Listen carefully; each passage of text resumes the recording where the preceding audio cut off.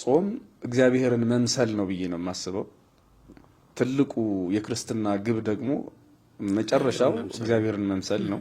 እግዚአብሔርን መምሰል ያለ ጥርጥር ታላቅ ነው። ያው ቅዱስ ጴጥሮስም ማን ነው ቅዱስ ጳውሎስ ለጢሞቴዎስ ልጁ የሚነግረው ራስህን እግዚአብሔርን ለመምሰል አስለምድ ነው የሚለው። ትልቁ የክርስትናችን ግብ እግዚአብሔርን መምሰል ነው። እግዚአብሔርን መምሰል ምንድን ነው? መቼም አብ ወልድ መንፈስ ቅዱስ ከዛ እኛ ሆነን በዙፋን አንቀመጥም፣ ወይም እኛ ፈጣሪ አንሆንም፣ እግዚአብሔሮች አንሆንም። እግዚአብሔርን መምሰል መልመድ ምንድን ነው ያለ እንደሆነ ከምንመስልባቸው አንዱ በትህርምት መኖር ነው። የስጋን ፍላጎትና ስሜት መወሰን ነው። ልክ እንዲያውም ማቴዎስ ምዕራፍ 22 ላይ ነው መድኃኒታችን ኢየሱስ ክርስቶስ የሰው ልጆች እንዴት እንደሚኖሩ ሲናገር በተለይ አንድ ጥያቄ መጥቶ አንዲት ሴት አለች 7 ባሎች ነበሯት ምናምን እና ለማን ነው የምትሆነው በዕለተ ትንሣኤ ሁሉም እየሞቱ ስታገባ ነበር አይነት ነገር ነውና በትንሣኤ ጊዜማ በትንሣኤ ዘጉባኤ ከሞት በኋላ ባለው ህይወት እንደ መላእክት እንጂ እንደ ሰው እንደዚህኛው ህይወት አትኖሩም አለ። ያ ማለት መብላት መጠጣት የለም፣ ስጋዊ ስሜት የለም እንደማለት ነው አይደለ? ስለዚህ እኛ መላእካዊ ህይወትን ወይም እግዚአብሔራዊ ህይወትን የምንለማመደው በዚህ ህይወታችን ነው። ስለዚህ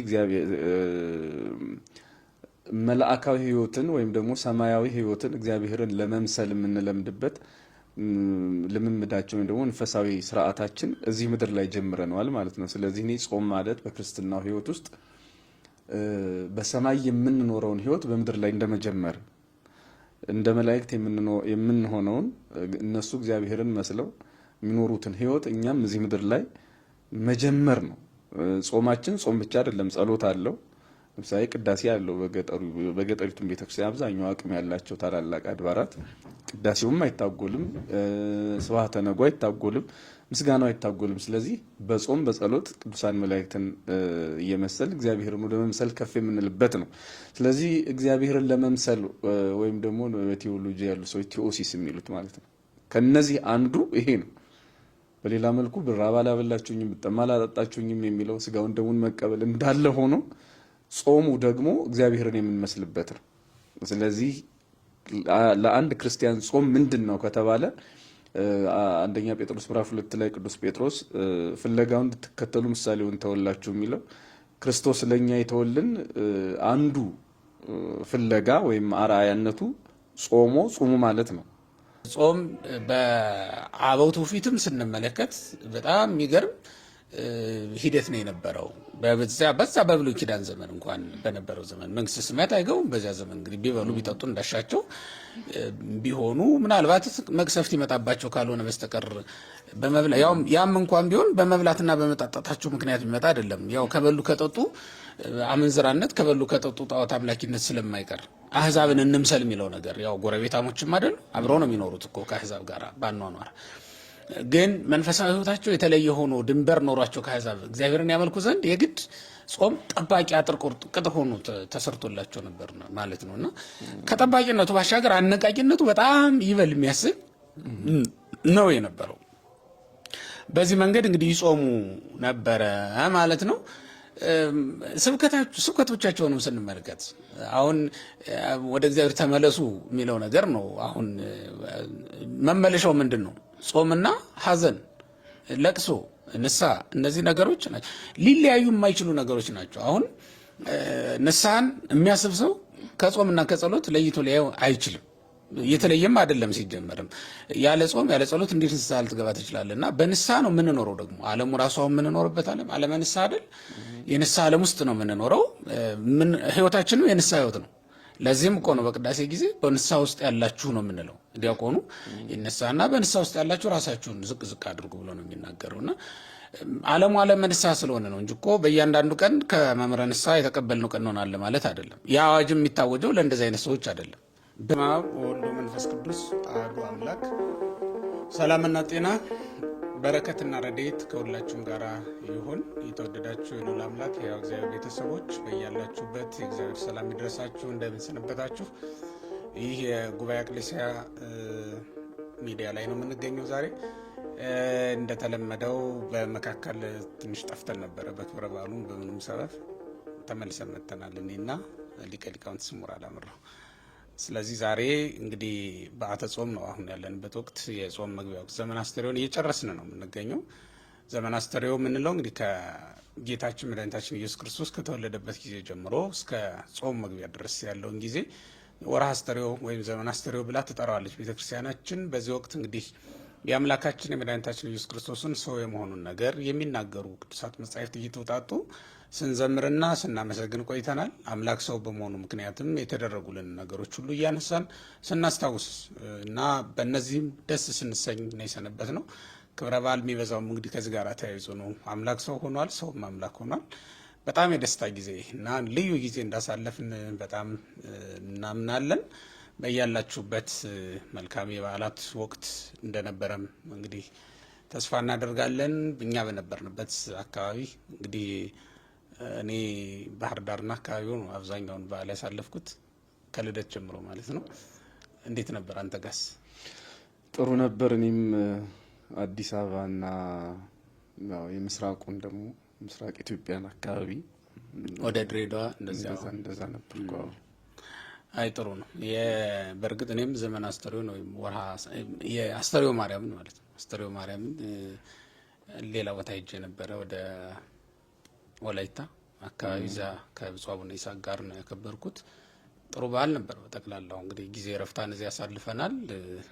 ሌላውን ደግሞ ጥምቀትን እና ሌላውን እንግዲህ ያለሁበት ቦታ ላይ የተመደብኩበት ቤተክርስቲያን የመደበችኝ ቦታ ባህር ዳር ሀገረ ስብከት ስለሆነ እሱ ላይ እንግዲህ ያሳልፈናል ማለት ነው። ለማንኛውም ጥሩ ነበር አይደል? በዓሉ ጥሩ ነው፣ እግዚአብሔር ይመስገን። መልካም። ይህንን ካልን እንግዲህ የሚመጣው አሁን የምንቀበለው የአምላካችን የመድኃኒታችን የኢየሱስ ክርስቶስን ወርሃ ጾም ነው የምንቀበለው። በቤተክርስቲያናችን ቀኖና መሰረት እንግዲህ አብይ ጾም የምንለው እየመጣ ነው። ከዚህ ጋር ተያይዞ አንዳንድ ነገሮች እናንሳ። የጾሙ የመጀመሪያው ሳምንት ዘወረደ ተብሎ የሚጠራው ሳምንት ነው። ጾመ ሕርቃልም ተብሎ ይጠራል። በሌላ ስያሜ ጾመ ሕርቃልም ብለን እንጠራዋለን። እንደ ወደዚያ ከመግባታችን በፊት ግን እንዳጠቃላይ ጾም ምንድን ነው? እንደ የጾም ዓላማን በተመለከተ የጾም አስፈላጊነትን በተመለከተ በአንዳንድ ሰዎችም ዘንድ ቅሬታም ተቃውሞ ሲያስነሳ እንሰማለን። በእርግጥ በኦርቶዶክሳውያን ዘንድ አይመስለኝም ብዙ ጊዜ ጥያቄው የሚነሳው። ዞሮ ዞሮ ግን ጥያቄው ኦርቶዶክሳውያንም ዘንድ መድረሱ አይቀርም እና ለነዚያም የተወሰነ እንደው አጋዥ የሚሆን ተቀብለውታል። የኢትዮጵያ ኦርቶዶክስ ተዋሕዶ ቤተክርስቲያን አባላት ጾሙን በሙሉ ነፍሳቸው በሙሉ ልባቸው ተቀብለውት ነው የሚጾሙት። የሆነው ሆኖ ግን ጥያቄዎቹ እየተንከባለሉ ሲመጡ የሰውን እግር ነክተው እግረ ልቡና ማለት ነው ነክተው ማለፋቸው ስለማይቀር እንደው ዳሰናቸው ብናልፍ ጥሩ ይመስለኛልና እንደው ጾም ምንድን ነው ዓላማው ሲጀመር ብለን ብንጀምርስ? በእኔ በኩል አንዱን ለመናገር ምናልባት እንደሚታወቀው ነው የተለየ ምናልባት ይሄኛው አብይ ጾም የሚባለው በክርስቶስ መሆኑ መድኃኒታችን ኢየሱስ ክርስቶስ የጾመው በመሆኑ ምናልባት ከቁጥርም አንጻር ትልቅ መሆኑ እንዳለ የመሳሰለው ነገር እንዳለ መሆኑ ነው እንጂ ከዓላማ አንጻር የሁሉም ጾም ዓላማው አንድና ተመሳሳይ ነው የሚሆነው። ምናልባት እንዲያው ሕርቃል ከሚለው ቢጀምር አሁን እኛ ሕርቃልን አስበን የምንጾም የሚመስላቸው ሰዎች አሉኛ። ከሕርቃል ጉዳይ የለንም። ስለ ሕርቃል ወይም ደግሞ በሕርቃል ምክንያት የተጾመው ጾም ግን ሌላ የነፍስ ጉዳይ አለው። በነገራችን ላይ ሕርቃል እኮ 7ኛው ወይም ደግሞ 1614 አካባቢ የነበረ ጾም ነው የተጀመረው እና ከ1600 ምንድነው በ614 ነው አይደል? ዓመተ ምህረት እንደዛ 614 እንደዛ አካባቢ ነው እስከ 614 ዓመተ ምህረት ድረስ የዘመነ ተንባላት አካባቢ ላይ ነበር። በዛ ዘመን እስከዚያ ዘመን ድረስ ቤተክርስቲያን ይህን ጾም አትጾምም ለማለት አይደለም፣ ጾማለች ቤተክርስቲያን። ነገር ግን ተጨማሪ ነገር ሲሆን ለምሳሌ አሁን ይህንን የማይሆኔ ህዳር 15 ስንጾም ማን ነው የጾመ ነቢያትን ጥንትም መነሻ ምክንያት አለው 15 የሚጀመርበት። ነገር ግን በኋላ የመጡ ታሪኮች ተጨምረው አብረው ገብተዋል። ለምሳሌ ጾመ አብርሃም ሶሪያዊ ስንል በ10ኛው መቶ ክፍለ ዘመን የመጣ ነው ወይም ደግሞ በ1100 ዓመተ ምህረት ገደማ የመጣ ነው። ምክንያቱም አብርሃም ሶሪያዊ ጫማ ሰፊው ስምዖን የነበሩበት ዘመን አሁን ስለሆነ እና በነባሩ ላይ የሚጨመሩ ነገሮች እንዳሉ ይሄኛው ምስክር ነው። ህርቃልም በነበረው ላይ የተጨመረ እንጂ አዲስ ነገር አይደለም። እና እኛ የምንጾመው መስቀሉ በፋርስ ተወስዶ ክርስቲያኖች መከራ ደርሶባቸው ያ መከራ ስለቀለለላቸው እኛም አንደኛ መስቀሉ ይመለከተናል፣ የጋራ ሀብታችን ነው። ሁለተኛ ደግሞ ቤተ ክርስቲያን የሚታዩም የማይታዩም ጠላቶች አሏት። አሁን ልክ ነነዌ እኛ ለነነዌ ህዝብ ብለን አይደለም የምንጾመው፣ ለራሳችን ብለን ነው የምንጾመው። እኛ ራሳችን ብዙ ፈተና፣ ብዙ ችግር እንደ ሀገር፣ እንደ ማህበረሰብ፣ እንደ ግለሰብ ችግሮች አሉብን። ስለሆነ ከዚህ አንጻር እንጾማለን እና ምናልባት ቅድም እንደተባለው የሰው ጾም ለምሳሌ ህርቃል ሲባል እኛ ለሆነ ካቶሊካዊ እየጾምን እንደሆነ የሚያስቡ ወይም ደግሞ ስለ ነነዌ ሲባል የነነዌን ኃጢአት አስበን የምንጾም የሚመስላቸው ሰዎች ካሉ ተሳስተዋል። አንዱ ይሄ ነው። ሌላው ጾም ምንድን ነው የሚለው አንዱን ነገር እናገራለሁ ያልኩት ያው እንግዲህ ጾም ብዙ ማብራሪያዎች ብዙ ክርስቲያናዊ ኮንቴክስት ያለው ነው ጾም። እኔ አንዱንና ምናልባት ዋና ብዬ የማስበውን ለመናገር ያህል ጾም እግዚአብሔርን መምሰል ነው ብዬ ነው የማስበው። ትልቁ የክርስትና ግብ ደግሞ መጨረሻው እግዚአብሔርን መምሰል ነው። እግዚአብሔርን መምሰል ያለ ጥርጥር ታላቅ ነው። ያው ቅዱስ ጴጥሮስም ማን ነው ቅዱስ ጳውሎስ ለጢሞቴዎስ ልጁ የሚነግረው ራስህን እግዚአብሔርን ለመምሰል አስለምድ ነው የሚለው። ትልቁ የክርስትናችን ግብ እግዚአብሔርን መምሰል ነው። እግዚአብሔርን መምሰል ምንድን ነው? መቼም አብ ወልድ መንፈስ ቅዱስ ከዛ እኛ ሆነን በዙፋን አንቀመጥም፣ ወይም እኛ ፈጣሪ አንሆንም፣ እግዚአብሔሮች አንሆንም። እግዚአብሔርን መምሰል መልመድ ምንድን ነው ያለ እንደሆነ ከምንመስልባቸው አንዱ በትህርምት መኖር ነው። የስጋን ፍላጎትና ስሜት መወሰን ነው። ልክ እንዲያውም ማቴዎስ ምዕራፍ 22 ላይ ነው መድኃኒታችን ኢየሱስ ክርስቶስ የሰው ልጆች እንዴት እንደሚኖሩ ሲናገር በተለይ አንድ ጥያቄ መጥቶ አንዲት ሴት አለች 7 ባሎች ነበሯት ምናምን እና ለማን ነው የምትሆነው በዕለተ ትንሣኤ ሁሉም እየሞቱ ስታገባ ነበር አይነት ነገር ነውና በትንሣኤ ጊዜማ በትንሣኤ ዘጉባኤ ከሞት በኋላ ባለው ህይወት እንደ መላእክት እንጂ እንደ ሰው እንደዚህኛው ህይወት አትኖሩም አለ። ያ ማለት መብላት መጠጣት የለም፣ ስጋዊ ስሜት የለም እንደማለት ነው አይደለ? ስለዚህ እኛ መላእካዊ ህይወትን ወይም እግዚአብሔራዊ ህይወትን የምንለማመደው በዚህ ህይወታችን ነው። ስለዚህ መላእካዊ ህይወትን ወይም ደግሞ ሰማያዊ ህይወትን እግዚአብሔርን ለመምሰል የምንለምድበት ልምምዳችን ወይም ደግሞ መንፈሳዊ ስርዓታችን እዚህ ምድር ላይ ጀምረነዋል ማለት ነው። ስለዚህ እኔ ጾም ማለት በክርስትናው ህይወት ውስጥ በሰማይ የምንኖረውን ህይወት በምድር ላይ እንደመጀመር እንደ መላእክት የምንሆነውን እነሱ እግዚአብሔርን መስለው የሚኖሩትን ህይወት እኛም እዚህ ምድር ላይ መጀመር ነው። ጾማችን ጾም ብቻ አይደለም፣ ጸሎት አለው። ለምሳሌ ቅዳሴ አለው። በገጠሪቱም ቤተክርስቲያን አብዛኛው አቅም ያላቸው ታላላቅ አድባራት ቅዳሴውም አይታጎልም፣ ስብሐተ ነግህ አይታጎልም፣ ምስጋናው አይታጎልም። ስለዚህ በጾም በጸሎት ቅዱሳን መላእክትን እየመሰል እግዚአብሔርን ወደ መምሰል ከፍ የምንልበት ነው። ስለዚህ እግዚአብሔርን ለመምሰል ወይም ደግሞ በቴዎሎጂ ያሉ ሰዎች ቴዎሲስ የሚሉት ማለት ነው። ከነዚህ አንዱ ይሄ ነው። በሌላ መልኩ ብራብ አላበላችሁኝም፣ ብጠማ አላጠጣችሁኝም የሚለው ስጋውን ደሙን መቀበል እንዳለ ሆኖ ጾሙ ደግሞ እግዚአብሔርን የምንመስልበት ነው። ስለዚህ ለአንድ ክርስቲያን ጾም ምንድን ነው ከተባለ አንደኛ ጴጥሮስ ምዕራፍ 2 ላይ ቅዱስ ጴጥሮስ ፍለጋውን እንድትከተሉ ምሳሌውን ተወላችሁ የሚለው ክርስቶስ ለኛ የተወልን አንዱ ፍለጋ ወይም አርአያነቱ ጾሙ ማለት ነው። ተጠምቆ ተጠመቁ ማለት ነው። ስለዚህ ጸልዩ እንዳለን ጾሞ ተጠምቆ ተጠመቁ እንዳለን ጾሞ ጹሙ ብሎናል። እኛ እሱን እንመስላለን ማለት ነው። ስለዚህ አንድ ክርስቲያን ጾም ማለት አምላኩ እግዚአብሔርን መሰለ ማለት ነው።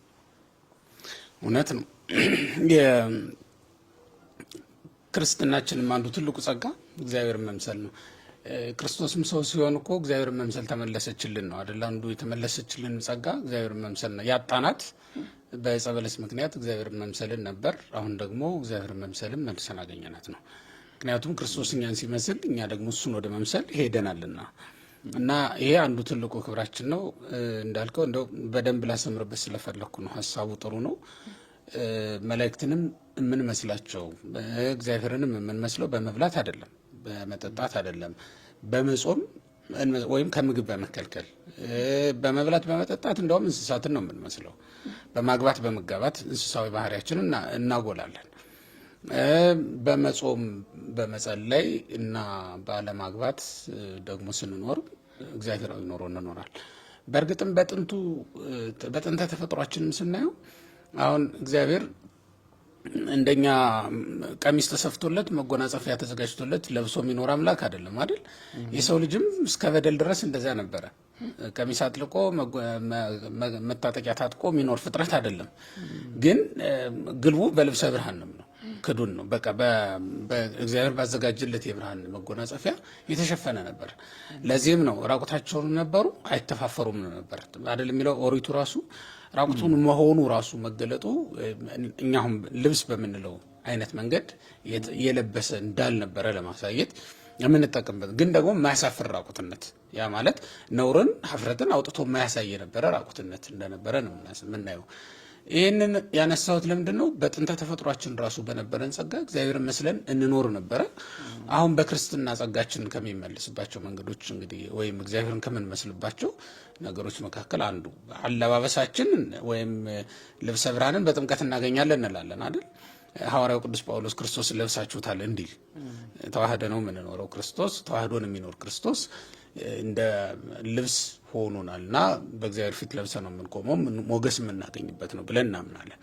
እነዚህ ጾም፣ ጸሎት፣ እነዚህ ደግሞ እግዚአብሔር የምንመስልባቸው እንደተባለውም መብላት መጠጣታችን እሱን ሊያስመስለን ስለማይችል በዚያ መንገድ በጣም ትልቅ ነገር ነው እና ጾም እግዚአብሔርን ታስመስለናለች ወደሚል ነው እንግዲህ ልንወስደው የምንችለው ማለት።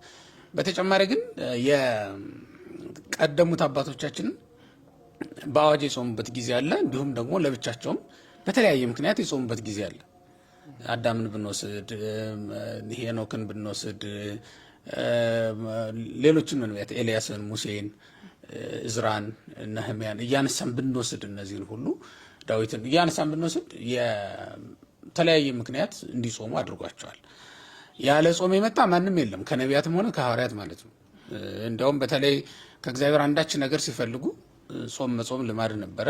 ወይም እግዚአብሔር ላደረገላቸውም ነገር ለውለታውም ምላሽ ሊሰጡ ሲፈልጉም ጾም መጾም እንዲሁ ልማድ ነበረ። በነቢያትም የምናየው ልማድ ይሄ ነው የነበረውና ከዚህ አንጻርስ እንደው ብናነሳ አሁን እንደተባለውም ለአንዳንድ ሰዎች የሚመስላቸው ለነነዌ ሰዎች የምንጾም፣ ለአንዳንድ ሰዎች ደግሞ ለሕርቃል ብለን የምንጾም መስሎ ሊታያቸው ይችላል። እንደው የተነሳበትንም ታሪክ ማንሳት አይፈልጉም፣ ማወቅም አይፈልጉም። ነነዌ መቼ ነው የነበረችው? ይሄ ሕርቃለች መቼ ነው የነበረው? ለምንስ ነው በዚህ ተብሎ ሲጀመር ከባለቤቱ የመጠየቅ ልምድ የለም። አሁን ትችቱ ነው የሚቀድመው። የምንጾመው እኛ ነን፣ ትችቱን የሚያቀርቡት ግን ሌሎች ናቸው። እኛ በመጾማችን ምክንያት ሀገሪቱም ሆነ እነሱን የሚጎዳ ምንም አይነት ነገር የለም። ግን ሲቆረቆሩ እና እንደተቆረቆረ ሰውም ደግሞ ያንን ጥያቄ ሲያነሱና በሰው አእምሮ ውስጥ አንዳች ነገር መጨመር ሲፈልጉ እናያለን፣ እንቅስቃሴ ሆነ እናያለን። ደግሞ የምንመለከተው በመጽሐፍትም መብላትም ሆነ አለመብላት ቁም ነገር አይደለም። ስንመለከተው ለእግዚአብሔር ብለን ብናደርገው ግን ሁለቱም ደግሞ ዋጋ ሊያሰጥ የሚችል ነገር እንደሆነ እናያለንና ከቀደሙ አባቶቻችን ሕይወት አንጻርስ ብንመለከት እንደው በምን ዓላማ በምን ምክንያት ይጾሙ ነበር የሚለውንስ ብናነሳ እውነት ነው። ያው እንደተባለው እኮ ነው። ለራሳቸው ለምሳሌ አዳም በራሱ በመጣበት ፈተና ምክንያት ጾሟል አይደለም?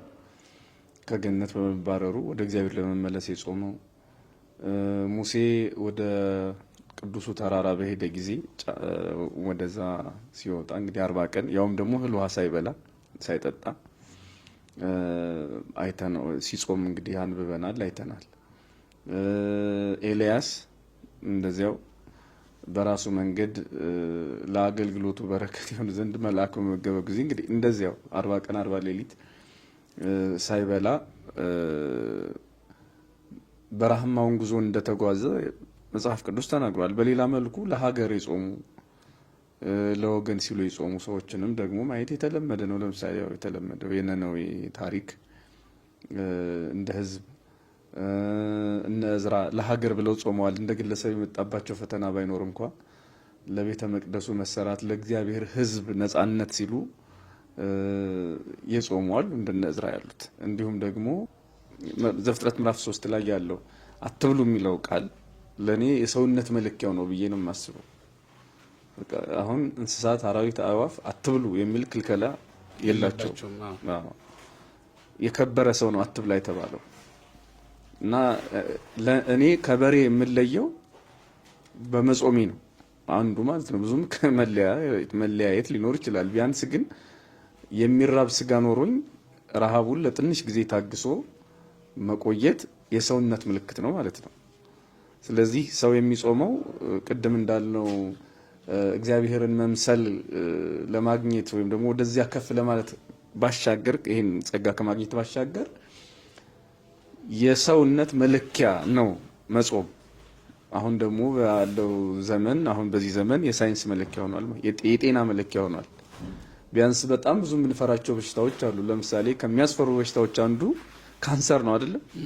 የካንሰር ሴሎችን በማጽዳት ወይም ደግሞ የሞቱ ሴሎቻችንን ወደ ሌላ ነገር ወደ በሽታ እንዳይቀየሩ በማጠብ ንጽህና በመስጠት የውስጥ ንጽህና ውሃ የማያጥበው ሳሙና የማያጥበውን ውስጣዊ ንጽህና በመስጠት የማያምኑ ሐኪሞች ሳይቀር ማለት በዚህ ጾምነቱን፣ ቅዱስነቱን፣ እግዚአብሔራዊነቱንና ሃይማኖታዊነቱን የማያምኑ ሰዎች ሳይቀር አሁን ያው በጣም የተለመደው ኢንተርሚተንት ፋስቲንግ የሚባለው ይሄ 18 ሰዓት መጾም ምናምን ቤተክርስቲያን ስታዝ ሃይማኖት ሲያዝም ቢያለው እኮ በግዱ ሳይንስ ያዘው እየጾመ ነው እና ለጤናቸውም ጠቃሚ ነበር። አባቶቻችን የሰውነታቸውን መለኪያ ነበረ ጾም ለማለት ነው።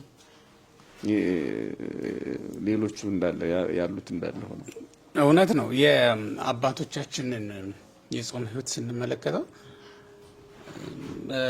በጣም ብዙ ምክንያቶች ነው ያሏቸው። እውነት ለመናገር አሁን መጽሐፍ ቅዱስን ስናየው በቃ የጠቃቀስካቸው አሉ፣ ግን እነዛ ሁሉ ምክንያቶቻቸው ደግሞ ለጾም አብቅቷቸዋል። የጾሙበትን ምክንያት ደግሞ ተቀብለው እናያለን እና በዚህ ምክንያት ጾምን ይላል እንደውም ዕዝራ። ስለዚህ ነገር ጾምን እግዚአብሔርም ጾማችንን ተቀበለን ነው የሚለው በመጽሐፈ ዕዝራ ምዕራፍ 8 ከቁጥር 21 ጀምሮ እስከ 23 ድረስ ያለው ስንመለከት የጾም አዋጅ ያውጃል። ከዛ ህዝቡን ቀስቅሶ አውጥቶ እንግዲህ ከምርኮ ከተመለሱ በኋላ ነው። ተመልከት፣ የበደሉት በደል አለ፣ አገራቸውን ለቀውን ቆይተዋል፣ ከምርኮ ነው የተመለሱት እና ያንን ህዝብ ማጽዳት የሚቻለው አይምሮውን እንደገና መመለስና ማጠብ የሚቻለው ይሄ አህዛባዊ ልምምድ አለ አይደል? በዛው በሄዱበት ሀገር በጣም ብዙ ልምምዶች ነበሩ። ያንን እንዲተው ከዛ እንዲወጡ ለማድረግ የግድ ምን ማድረግ ነበረበት? ወደ እግዚአብሔር ሲመለሱ በጾም ሰውነታቸውን ማጠንከር እና ልባቸውን ወደ እግዚአብሔር ማቅረብ ነበረበት ማለት ነው። ስለዚህ ነገር ጾም ብሎ ነው የዘጋው መጨረሻ ላይ። እግዚአብሔርም ጸሎታችንን ጾማችንን ተቀበለን ብሎ ነው የተናገረው። እኛም ስለዚህ ነገር ጾም የምንለው ነገር በጣም ብዙ ነው ያለብን፣ ለተለያዩ ጉዳዮች ልንጾም ስለምንችል ማለት ነው። በእርግጥ እንዲህ አይነት ጾም ሳሙኤልም ሲያዝ አይተናል። አሁን መጽሐፈ ሳሙኤልም ላይ ምዕራፍ 7 ላይ ቁጥር 6 ላይ ስንመለከት አንደኛ ሳሙኤል ማለት ነው ህዝቡን የአስታሮትን የባሊምን ይላል። እነዚህ የሚጠቃቅሳቸው የጣዖታት ስሞች አሉ፣ ከአሕዛብ የወረሷቸው ናቸው። ለታቦቱ መማረክ ምክንያት የነበሩ ናቸው እነዚህ። በነገራችን ላይ ታቦቱ ተማርኮ ፍልስጤም ሄዶ ነው የቆየው። ከፍልስጤም ሲመለስ አቢዳራ ቤት ነው ያረፈው። አቢዳራ ቤት ካስቀመጡትና አገልጋይ ካህንም ከመደቡለት በኋላ ነው ሳሙኤል መሪ ሆነ፣ ተመደበ። ካህናቱ አልቀው ስለነበረ ካህናቱ ኤሊ ሞተዋል፣ ልጆቹም እንደዚሁ በጦርነት አልቀዋል። እግዚአብሔር ሳሙኤልን አስነሳ። እሱ መሪያቸው ከሆነ በኋላ ለመጀመሪያ ጊዜ ያወጀው በጾምን ነው። ህዝቡ ሁሉ ተሰብስቦ እንዲጾሙ ነው መጀመሪያ። ስለ ሁለት ነገር ዋና ሁለት ነገሮች በዋናነት እዛ ላይ ተጠቅሰዋል። አንደኛው የነበሩበትን ይሄ ልዩ የባዕድ አምልኮ እንዲርቁት ከዛ እንዲወጡ ማድረግ ነው። በአሊምን፣ አስታሮትን፣ ቤልፌጎርን እያለ ይጠቅስላቸዋል እዛው ላይ እና ከነዚህ ተወጡ ዘንድ ብሎ ነው ያዘዘላቸው። ያንን ለመርሳት የግድ መጾም ነበረባቸው ማለት ነው፣ ልባቸው ወደ እግዚአብሔር እንዲመለስ። ምክንያቱም ጾም ልብን ወደ እግዚአብሔር ትመልሳለችና፣ ጾም ልብን ከእግዚአብሔር ጋር ታስታርቃለች፣ ታስማማለች። መብል መጠጥ ለጣዖት አምልኮ አሳልፎ የሰጠውን ህዝብ ጾም እንደገና ወደ እግዚአብሔር ትመልሰዋለች እና ጾም መመለሻም ስለሆነ ይሄ አንዱ የታዘዙበት ምክንያት ነው በሳሙኤል ዘመን። ከዛ ውጭ ግን ሳሙኤል ራሱ በዓለ ንግሱን ያወጀው ይሄ በዓለ ሲመቱን ያከበረው በጾም ነው ማለት ነው። ልክ እንደ ሐዋርያት። አሁን ሐዋርያት አገልግሎት ከመጀመራቸው በፊት የመጀመሪያ ስራቸው የነበረው ጾም ነው። እንግዲህ መንፈስ ቅዱስን ተቀበሉ፣ በሳኒታው ጾም ነው የጀመሩት እና የትኛውም አገልግሎት በጾም ይጀመራል። ክርስቶስም እንዳደረገው በኋለኛው ዘመን ማለት ነው። እና የ40 ዓመት አገልግሎት ነው እንግዲህ ሳሙኤል ማለት ነው። ረጅም ዘመን ያገለገለው እስከ ሳኦል መምጣት ድረስ መስፍንነትም ክህነትም ለሱ ነበረች። ዳዊትን ቀብቶ ነው በመጨረሻ እሱ ያበቃው አይደለ? እስከዚያ ድረስ ሊቀ ካህናት ሆኖ ያገለግል ይመግብ የነበረም እሱ ነው። ያውም መስፍንነቱን ደርቦ ጨምሮ ይመራ የነበረ ሰው ነው። ይህንን አገልግሎት በምን ጀመረው? በጾም ተመልከት። ስለዚህ ስለ ሁለት ነገር ህዝቡን ሰብስቦ የመጀመሪያ የነገራቸውና ያስገደዳቸው ነገር እሺ ያሰኛቸው ለጾም ነው። እና ህዝቡን ለጾም እሺ ማሰኘት፣ ህዝቡን ለጾም ማነሳሳት፣ ማነቃቃት፣ ህዝቡን ከእግዚአብሔር ከማይወዳቸው ነገሮች ማውጣት የሚቻልበት ማነቃቃት ለመንፈሳዊ ነገሮች። አሁን ቤተክርስቲያናችን ከጾምን ለህዝቡ ከምታውጅባቸው ምክንያቶች አንዱ ሰውን ለመንፈሳዊ ነገር ማነቃቃት ነው። እንደተባለው እንደውም በቤተክርስቲያንም ብዙ ጊዜ እንደውም ይህን ጥግ ተደርጎ ልመናም ይበዛል። እንደው የጾም ቁርሳችሁን እንዲህ ያ ማለት ሰው ለምጽዋት የሚነቃቃበት ዘመን ነው ማለት ነው። ተመልከት። ምክንያቱም ስጋ መግዛት ይቀራል። ለበሬ የምታወጣው ነገር ስንት ነው አሁን እንግዲህ። እና ያ ሲቀር ህዝቡ ለምጽዋት የሚሆን ነገር ያገኛል። እጁ አያጥርም ማለት ነው። ምጽዋት መስጠት ይሄ ማለት ለነፍሱ ማካፈል የሚጀምርበት ወቅት ነው። እና መንፈሳዊ መነቃቃቶች ራሱ የሚጀመሩበት ወቅት ስለሆነ ጾም በአበው ትውፊትም ስንመለከት በጣም የሚገርም ሂደት ነው የነበረው። በዛ በብሉይ ኪዳን ዘመን እንኳን በነበረው ዘመን መንግስተ ሰማያት አይገቡም። በዚያ ዘመን እንግዲህ ቢበሉ ቢጠጡ እንዳሻቸው ቢሆኑ ምናልባት መቅሰፍት ይመጣባቸው ካልሆነ በስተቀር በመብላ ያም እንኳን ቢሆን በመብላትና በመጣጣታቸው ምክንያት የሚመጣ አይደለም። ያው ከበሉ ከጠጡ አመንዝራነት፣ ከበሉ ከጠጡ ጣዖት አምላኪነት ስለማይቀር አህዛብን እንምሰል የሚለው ነገር ያው ጎረቤታሞችም አይደሉ አብረው ነው የሚኖሩት እኮ ከአህዛብ ጋር ባኗኗር። ግን መንፈሳዊ ህይወታቸው የተለየ ሆኖ ድንበር ኖሯቸው ከአህዛብ እግዚአብሔርን ያመልኩ ዘንድ የግድ ጾም ጠባቂ አጥር ቅጥር ሆኖ ተሰርቶላቸው ነበር ማለት ነው። እና ከጠባቂነቱ ባሻገር አነቃቂነቱ በጣም ይበል የሚያስብ ነው የነበረው። በዚህ መንገድ እንግዲህ ይጾሙ ነበረ ማለት ነው። ስብከቶቻቸውንም ስንመለከት አሁን ወደ እግዚአብሔር ተመለሱ የሚለው ነገር ነው። አሁን መመለሻው ምንድን ነው? ጾምና ሐዘን፣ ለቅሶ፣ ንስሐ፣ እነዚህ ነገሮች ናቸው። ሊለያዩ የማይችሉ ነገሮች ናቸው። አሁን ንስሐን የሚያስብ ሰው ከጾምና ከጸሎት ለይቶ ሊያየው አይችልም። የተለየም አይደለም። ሲጀመርም ያለ ጾም ያለ ጸሎት እንዴት ንስሐ ልትገባ ትችላለህ? እና በንስሐ ነው የምንኖረው። ደግሞ ዓለሙ ራሱ አሁን የምንኖርበት ዓለመ ንስሐ አይደል? የንስሐ ዓለም ውስጥ ነው የምንኖረው። ህይወታችንም የንስሐ ህይወት ነው። ለዚህም እኮ ነው በቅዳሴ ጊዜ በንስሐ ውስጥ ያላችሁ ነው የምንለው። ዲያቆኑ ይነሳና በንስሐ ውስጥ ያላችሁ ራሳችሁን ዝቅ ዝቅ አድርጉ ብሎ ነው የሚናገረው። እና ዓለመ ንስሐ ስለሆነ ነው እንጂ እኮ በእያንዳንዱ ቀን ከመምህረ ንስሐ የተቀበልነው ቀን እንሆናለን ማለት አይደለም። የአዋጅም የሚታወጀው ለእንደዚህ አይነት ሰዎች አይደለም። በዚህ ዓለም ለሚኖሩ ሁሉ የሚታወጅ አዋጅ ነው። በዚህ ዓለም የሚኖር ክርስቲያን ሁሉ ደግሞ በንስሐ ውስጥ የሚኖር ነው። ታዲያ በንስሐ ውስጥ የሚኖር ሰው ምንጊዜም ሀዘንተኛ ነው፣ ምንጊዜም ጾመኛ ነው። እንግዲህ ጾም ከመብልና ከመጠጥ ብቻ እንዳይደለ ያው ይታወቃል። ስለዚህ በሁሉም ነገር ጾም ውስጥ እንዳለ አንድ ሰው መታሰብ መቻል አለበት። ንስሐ ውስጥ ነኝ ብሎ የሚያስብም ሰው ደግሞ በየትኛውም ሃይማኖት ውስጥ እንኳን ቢሆን ንስሐን ሁሉም ይቀበላል። ወደ እግዚአብሔር መመለስ ማለት ስለሆነ ማለት ነው። በዛ ውስጥ ያለ ሰው ጾምን ሊወዳትና ሊያዘወትራት ይገባል። ምክንያቱም ይቺ ለስጋ ደስታን ትፈጥራለች እንጂ ለነፍስ የምትፈጥረው ሐሴት ስለሌለ ማለት ነው። ይልቁንም ለነፍስ ደስታን የሚፈጥር በመፍጠር ረገድ የሚስማማው እና ኃይል ያለው ጾም ነው። ከዚህ አንጻር እንግዲህ በጾም ደስታን ማግኘት የሚችሉ የነበሩ በጣም ብዙ ነበሩ። በጾም ህዝባቸውን ከእግዚአብሔር ጋር ያስታርቁ የነበሩ ብዙ ነበሩ። ይልቁንም የነነዌ ሰዎችን ስንመለከት ለጾም ነው አዋጅ የተነገረላቸው። ንጉሱን ጨምሮ 3 ቀን እንዲጾሙ እንዲያለቅሱ ነበር የታዘዙ። የመጀመሪያው ትልቁ ስራ መጾም ነው የነበረው እና ባለ ታሪክ አድርጓቸው ነው የቀረው። እንግዲህ ያም ከመጠቋቋሚያ ከመሆን አድኗቸዋል። እውነት ለመናገር እንደ ሰዶም እንደ ገሞራ መጠቃቀሻ አልሆኑ። ጠፍተው መከራ መጥቶባቸው ጠፍተው ዛሬ ቢያንስ ዛሬ ፍርስራሿ በዓለም ላይ አለ።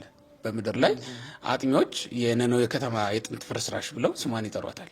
ሰዶም ገሞራ ያም የላቸውም ፍርስራሽ። ዴድሲ ተብሎ ምናልባት ይሄ የሚታየው ውሃ የሰፈነበት ቦታ ካልሆነ በስተቀር ሌላ የለም። እና መጠቃቀሻ መጠቋቋሚያም ከመሆንና በምድር ላይ ምንም አይነት ስር ምንም አይነት መሰረት የሌለ ሆነ ከመቅረት ሊያድን የሚችል እንደሆነ ነው ጾም የምንመለከተው ማለት ነው። ጥሩ ይህንን በዚህ ካየን እንግዲህ እንደው ጾም በክርስቶስ ትምህርት ውስጥስ ብናየው ጌታ ለደቀ መዛሙርቱ ስለ ጾም ያስተማራቸውን ደቀ መዛሙርቱም እንዴት እንደተቀበሉት ማየት ብንችል። እሱም እንግዲህ ብዙ አንደኛ ክርስቶስ የተናገረው በስራ ነው። መጀመሪያ እንዳልነው ማቴዎስ ምዕራፍ 4 ላይ ለደቀ መዛሙርቱ የነገራቸው ጾሙ ብሎ ከመናገሩ በፊት ጾሟል። ስለዚህ ትምህርቱን የጀመረው በስራ ነው ማለት ነው። በመቀጠልም እንደሚታወቀው መድኃኒታችን ኢየሱስ ክርስቶስ በደብረ ታቦር ብርሃነ መለኮቱን ገልጦ ከተራራ ሲወርድ የሆነው ነገር መቼም ትልቅ ነገር ነው። አንዱን ብናነሳ ከ40 ጾሙ በኋላ ማለት ነው። እና ይሄ ስራ አንድ አባት አለ፣ ልጁን ጋኔን ያሰቃይበታል። አንዳንድ ጊዜ ወደ እሳት፣ ሌላ ጊዜ ወደ ውሃ፣ ሌላ ጊዜ ወደ ገደል ይጥለዋል። ደግሞ በጣም የሚገርመው ጨረቃ እያየ ነው። ይሄ እንግዲህ በዘመኑ ድሮ በእኛ አውደ ነገስት ብቻ ነበር እንዲህ አይነት ነገር ወቅት ተኮር የሆነ ፍርሃትና ደስታ የሚሰበከው። ማለት የቤተ ክርስቲያን መጽሐፍ አይደለም መጽሐፉ፣ ግን ቤተ ክርስቲያንን ጥግ አድርጎ የሰፈረ ነው። እና አሁን ይሄ በዓለሙ በጣም የታወቀ ሆኗል። 12ቱ ከዋክብት በቃ አሁን ማንኛውም ሰው እኔ የተወለድኩበት ቀን በዚህ ነው፣ በዚህኛው ቀን የሚወጣው ደግሞ ከዚህ እስከዚህ ያለው ኮከብ ነው እያለ ሰው ከኮከብ ጋር ራሱን አቆራኝቷል።